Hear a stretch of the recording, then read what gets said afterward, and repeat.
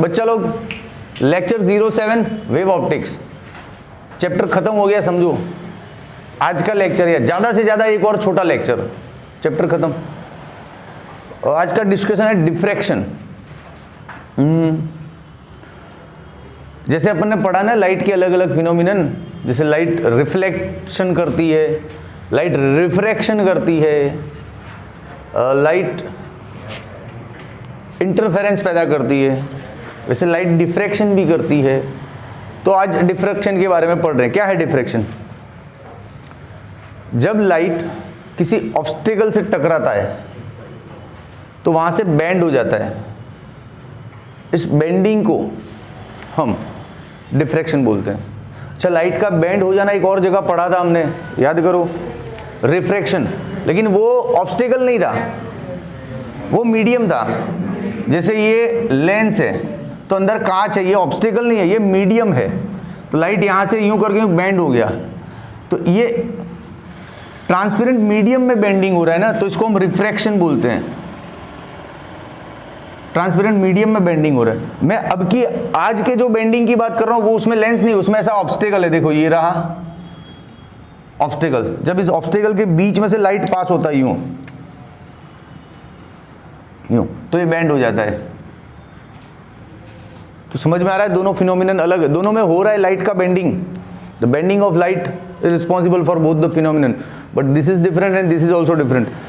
In this phenomenon bending occurs in transparent medium, but in this phenomenon bending occurs around the opaque obstacle, around the obstacle। तो दोनों अलग अलग phenomenon है, ठीक है, लेकिन है दोनों में लाइट का बेंडिंग।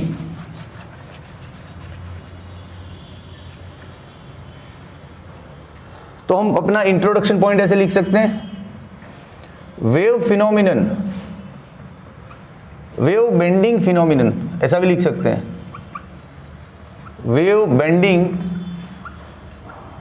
फिनोमिनन अराउंड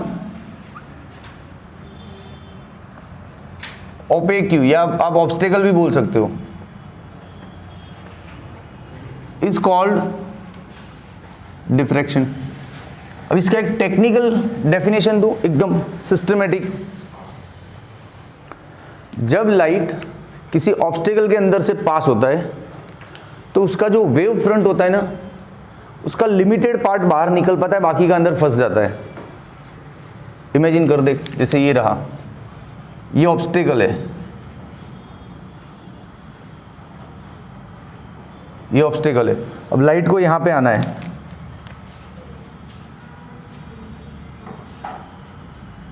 आया लाइट। अब ये लाइट का वेव फ्रंट, ये पैरेलल लाइट ड्रॉ किया ना मैंने, तो इसका वेव फ्रंट कैसा होगा?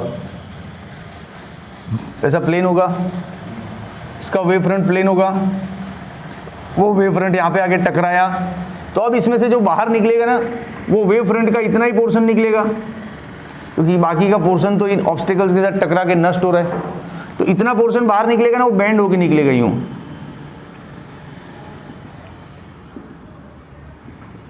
समझ में आया आपको? तो ये जो इफेक्ट दिख रहा है आपको ड्राइंग में, ये क्या है? पूरा का पूरा वेव फ्रंट नहीं है, वेव फ्रंट का एक लिमिटेड पार्ट है और उसका इफेक्ट है ये।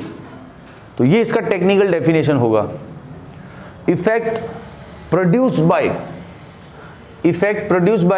Limited part of any wave front is called diffraction. ये इसका एकदम टेक्निकल डेफिनेशन, तो इसको भी हम लिखेंगे। चलो,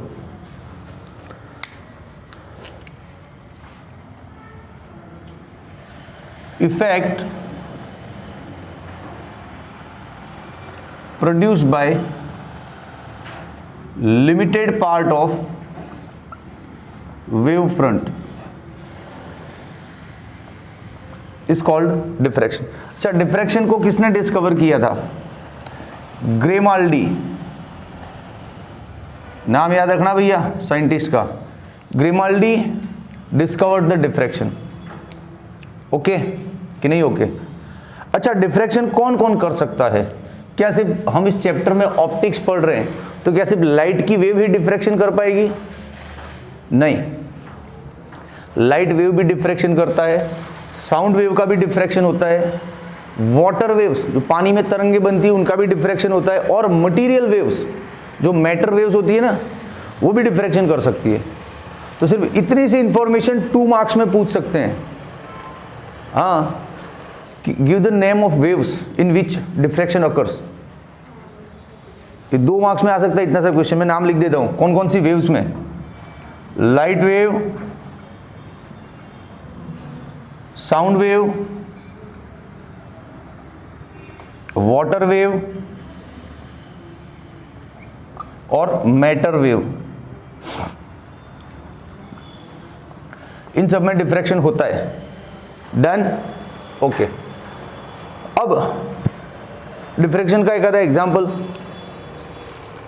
सीडी प्लेयर का वो सीडी आता है ना, अभी तो शायद पेन ड्राइव का जमाना है, पेन ड्राइव बहुत चलता है ना। पहले सीडी प्लेयर सीडी आता था ऐसा, कॉम्पैक्ट डिस्क। वो सीडी कहीं किसी के घर पे पड़ा होगा, देखो उस सीडी के ऊपर जो कलर दिखता है ना, सीडी को घुमाओ तो आपको अलग अलग कलर दिखता है, वो डिफ्रैक्शन है। लेकिन वो कोई कलर किसी एक पोजीशन पे स्टेबल नहीं होता है, कहीं ज़्यादा लाइट कहीं डार्क, कहीं ज़्यादा लाइट डार्क, ऐसा दिखता है वो colour.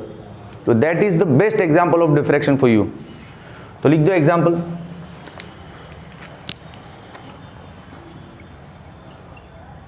Colour on CD compact disc.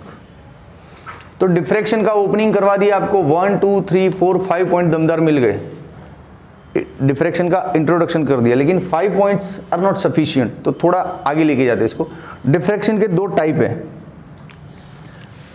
2 types of diffraction.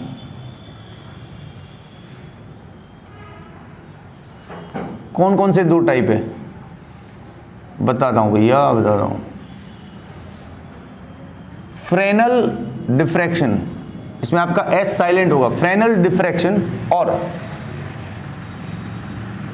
Fraunhofer diffraction.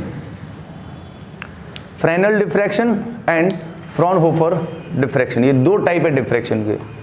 Okay, Fresnel diffraction किसको बोलते हैं? तो ड्राइंग से समझ में आएगा, डेफिनेशन तो है, मैं बोल जाऊंगा आप रट लोगे, लेकिन मैं सीधा चित्र दिखाता हूं, तो चित्र में से आप ड्राइंग मस्त ले सकते हो। देखो फ्रेनल डिफ्रैक्शन कैसा होता है, ये रहा आपका ऑब्स्टेकल, स्लिट बोलते हैं ना ऑब्स्टेकल को हम, ये आपका स्लिट है।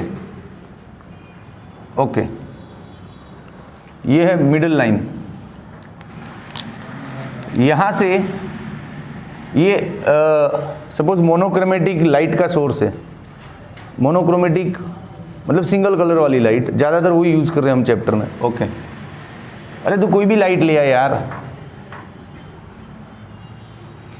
ये से लाइट आई, यहाँ से बेंड होगा, उनको बेंडिंग होना ही होना है, तो बेंड होके मान लो इधर कलेक्ट हुई सारी की सारी, तो यहाँ पे स्क्रीन लगा दो अपना। इस स्क्रीन पे अपने को पैटर्न दिखाई देगी, जो भी दिखनी है डिफ्रैक्शन की, light dark fringes, points, dots, सब दिखाई देगा स्क्रीन पे। ये हो गया आपका फ्रेनल डिफ्रैक्शन। अब फ्रॉनहोफर देखो, फिर दोनों में डिफरेंस बताता हूं। फ्रॉनहोफर डिफ्रैक्शन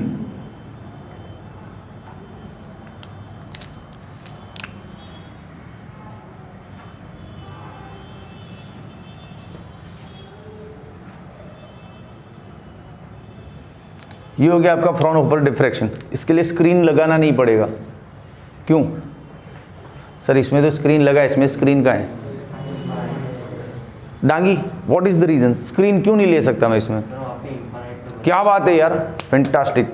ये चैप्टर 9 का थॉट है कि जब रेज पैरेलल जा रही है तो ये कहीं मिलेगी ही नहीं, बहुत इन्फिनिट पे मिलेगी। तो मतलब स्क्रीन आपका कहाँ है? इन्फिनिट पे। वेरी गुड डांगी, परफेक्ट पढ़ाया तेरे को तेरे सर ने, थैंक यू। ये बहुत छोटा सा ऑब्जर्वेशन था जो किसी बच्चे को क्लिक हो गया कि पैरेलल रेज है तो ये कहीं मिलनी नहीं है, मिलेगी नहीं, तो पैटर्न कहाँ से बनाएगी, है ना? तो स्क्रीन नहीं रखते अपन। तो इसमें मानते हो आप स्क्रीन आपका इन्फिनिट पे है, मानते हो? तो distance between slit and screen, ये आपका स्लिट है और इन्फिनिट पे क्या है आपका? स्क्रीन। इन दोनों के बीच का डिस्टेंस क्या है? इन्फिनिट। अच्छा एक मिनट, गडरिया, इसमें सोर्स कहाँ है? क्या बात है, हाँ वेरी गुड, सोर्स भी इन्फिनिट पे है। क्यों? पैरेलल रेज आ रहे हैं। वेरी गुड, चैप्टर 9 तगड़ा करवाया। दिख रही है सर, ये भी इन्फानाइट पे, क्योंकि ये भी पैरेलल रेज है ना।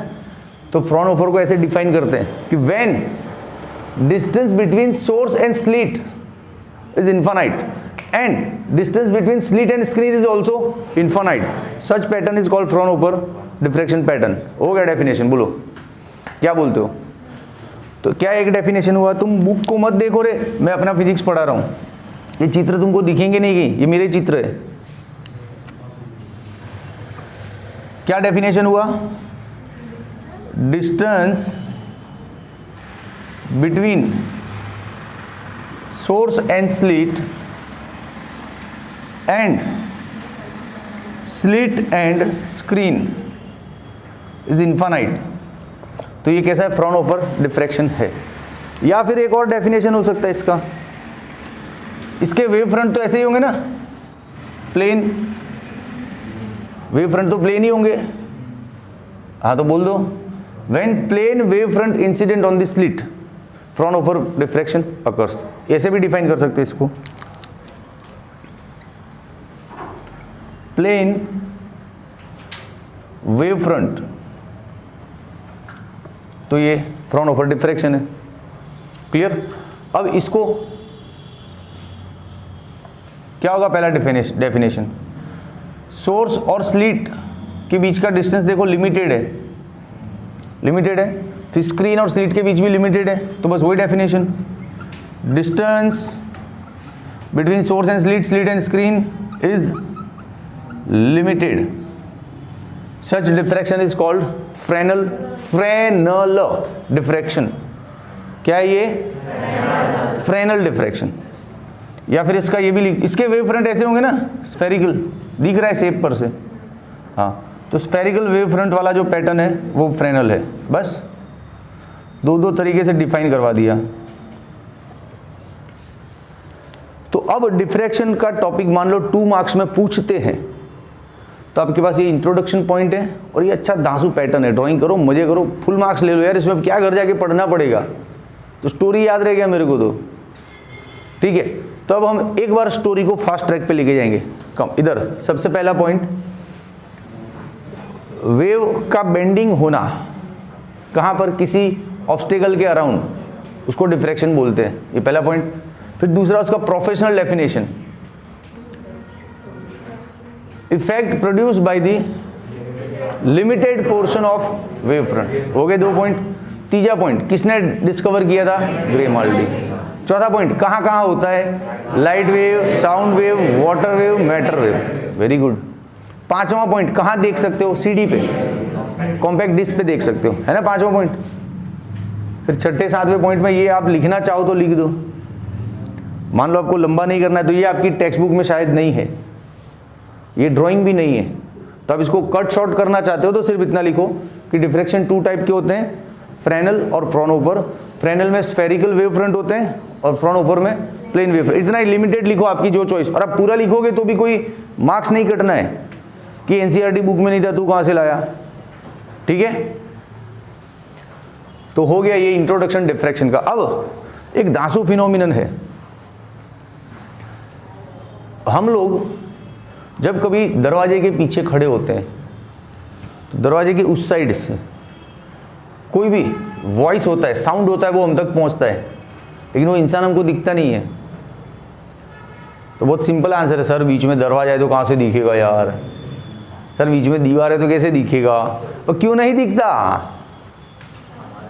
दिखने के लिए रिस्पॉन्सिबल कौन है, दीवारें दरवाजे नहीं, दिखने के लिए रिस्पॉन्सिबल है वेव। वो वेव हमारी आंखों तक पहुंचे मतलब हमको दिखा, वेव ना ही पहुंचे तो नहीं दिखा। तो दरवाजे के पीछे जो खड़ा है उसका साउंड हम तक आ रहा है, हमको वो सुनाई देता है ना। कोई भी दरवाजा ठोक के बोलता है ठक ठक, hello please ma'am open the door, तो हमको सुनाई देता है कि कौन है, कौन हमको मैम बोल रहा है। पहले तो मैम बोलते ही आहा हा, हमको कोई मैम बोल रहा है तो साउंड सुनाई देता है, लेकिन वो बाहर कौन है वो हमको दिखाई नहीं देता है। तो इस पे 2 मार्क्स का एक रीजनिंग क्वेश्चन आ सकता है according to the NCERT pattern, कि ऐसा क्यों होता है। और ये फिनोमिनन बहुत तरीके से समझाया जा सकता है। लेकिन अभी पढ़ाई क्या हो रही है, डिफ्रैक्शन। तो अभी इसको कौन से पॉइंट ऑफ व्यू से समझाना है, डिफ्रैक्शन। ठीक है, तो उसके लिए यहाँ पे एक दो पॉइंट और डालना पड़ेगा। इसमें एक पॉइंट और ले लो, क्वालिटी पॉइंट है कि diffraction depends on lambda upon a. ये IMPA लिखना भूल गया था मैं, अभी लिख लेना, अभी नहीं थी इस थियरी में कि diffraction depends on the wavelength and, ये ए क्या है, विड्थ ऑफ स्लिट, स्लिट की चौड़ाई है, कितना विड्थ है वो है, इन दोनों पे डिफ्रैक्शन डिपेंड करता है। ठीक है, अब आपको दरवाजे वाली घटना समझा दी जाए कैसा क्यों होता है। You want to take photo?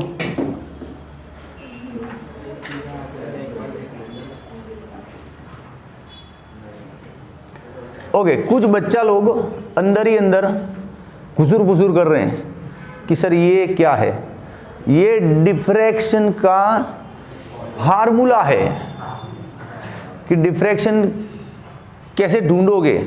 तो डिफ्रैक्शन ढूंढना है आपको तो लैम्बडा अपॉन ए कर दो, मामला खत्म। अब ये ए को तो आपको क्लियर दिखा सकता हूं कि ए का इन्वर्सली प्रोपोर्शनल क्यों होता है डिफ्रैक्शन। एक मिनट, सिर्फ एक ड्राइंग लगेगा, मेरे पास ये सारे आंसर है लेकिन सारे चित्र के माध्यम से, बोलना कुछ नहीं होता इन चैप्टर्स में। रेज ऑप्टिक्स, वेव ऑप्टिक्स, इनमें सिर्फ चित्र ही चित्र देने।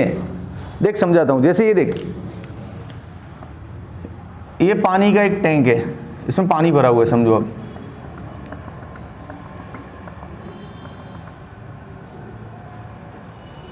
ये रहा पानी का, ये मुझे शायद पूरा याद नहीं है, शायद ग्रीमाल्डी का ही ड्राइंग है ये। ग्रीमाल्डी ने डिफ्रैक्शन को शायद ऐसे ही समझाया था, पानी के वेव से, but I am not sure, इसलिए कंफर्म नहीं बोल रहा हूँ, लेकिन मेरे को ड्राइंग याद है, कहीं ना कहीं मैं देखा था पढ़ाते पढ़ाते। ये दो ड्राइंग है, समझो। यहाँ पे हम स्लिट बनाते हैं ऐसा,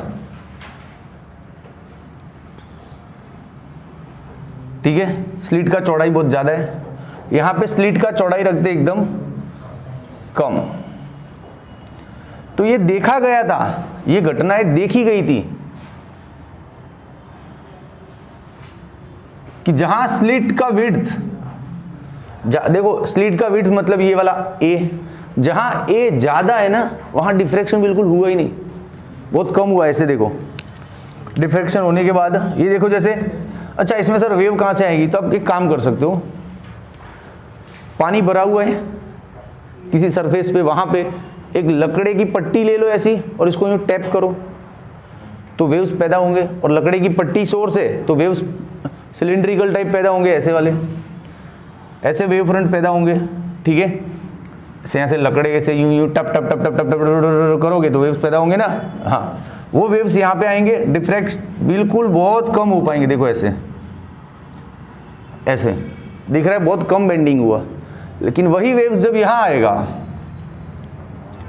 तो ये देखो डिफ्रैक्शन दिख रहा है, ज़्यादा बेंडिंग ज़्यादा दिख रहा है। तो समझ में आ रहा है ना कि जहाँ स्लिट का विड्थ ज़्यादा है डिफ्रैक्शन कम है, और जहाँ स्लिट का विड्थ कम है डिफ्रैक्शन ज़्यादा है। तो हो गया ना इन्वर्स रिलेशन, हुआ कि नहीं। हाँ, तो इस ड्राइंग पर से ही ये रिलेशन लाया गया है। तो मैंने ड्राइंग दी, लेकिन आपको इतना अंदर तक नहीं जाना है, सिर्फ आपके ज्ञान के लिए, ताकि डिफ्रैक्शन नाम की चीज़ में आपका थोड़ा इंटरेस्ट पैदा हो। ये सब ड्राइंग दे के समझा रहा हूँ ताकि आपको कुछ समझ में तो आए। ओके, लेकिन ये सब एग्जाम ओरिएंटेड नहीं है। Done, loud duster. अब जो क्वेश्चन दे रहा हूँ वो पूरा एग्जाम ओरिएंटेड है। वही दरवाजे वाला भाई, दरवाजे के पीछे कोई आया पिज़्ज़ा डिलीवर करने, मैम ओपन द डोर, और हमको वो दिखता नहीं है,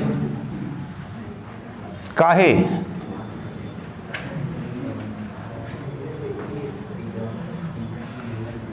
क्यों नहीं दिखता है? तो देखने के लिए बहुत सिंपल सी चीज है।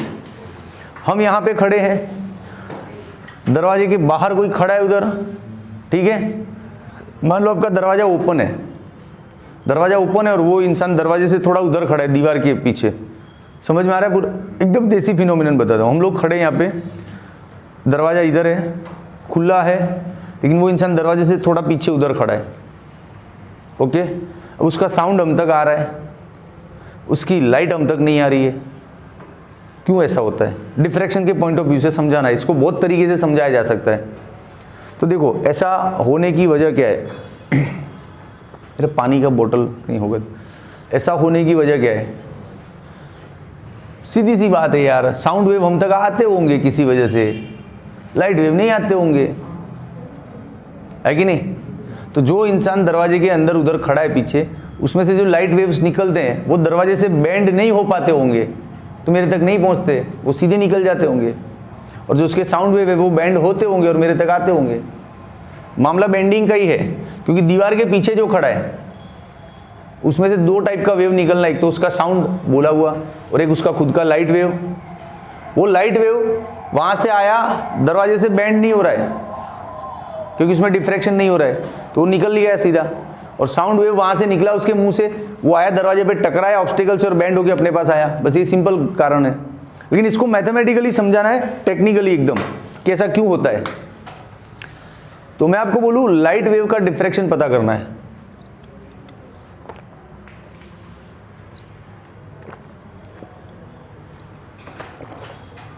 Thank you. लाइट वेव का डिफ्रैक्शन पता करना है अपने को।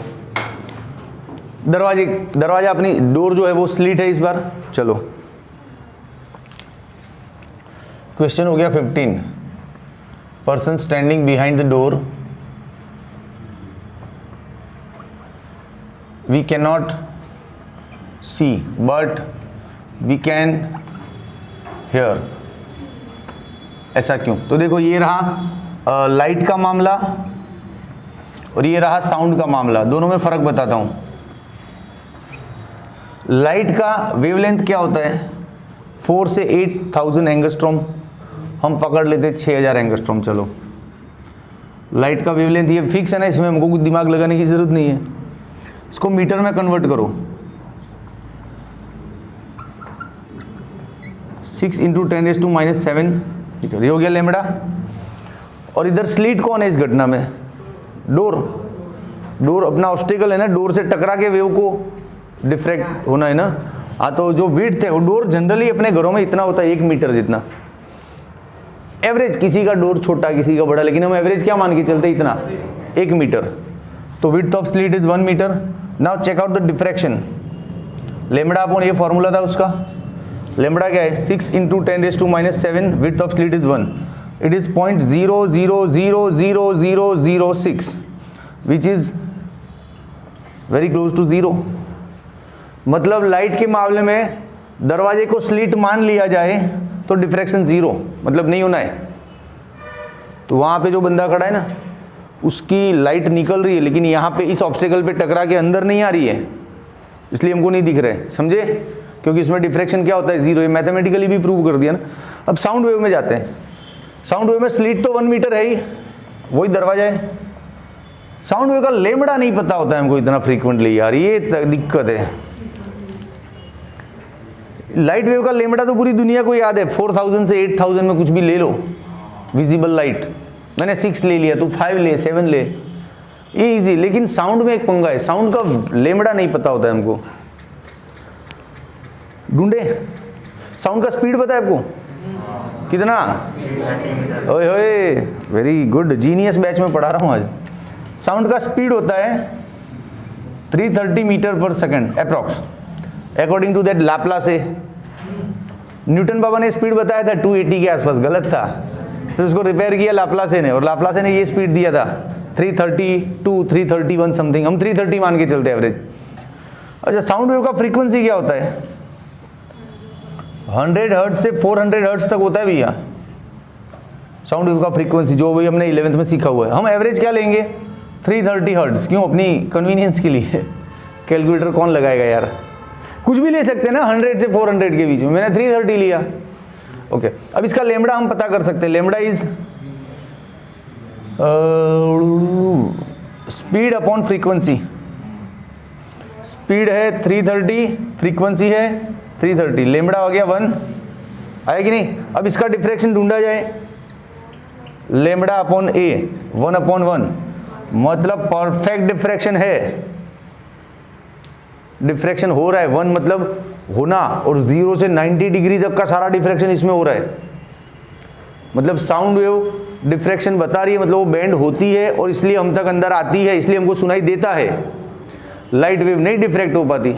ये 2 मार्क्स की कैटेगरी का क्वेश्चन है, सिर्फ इतना मैथमेटिक्स आपको देना है। और मैथमेटिक्स में क्या टफ है, सिर्फ ये वैल्यूज आपको फॉर्मूला अप्लाई करना आना चाहिए, समझे कि नहीं समझे।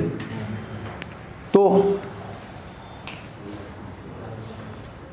बच्चा लोग जैसा मैंने बिगिनिंग में बोला था कि आज चैप्टर समझो खत्म ही खत्म, लेकिन फिर भी थोड़ा रह गया।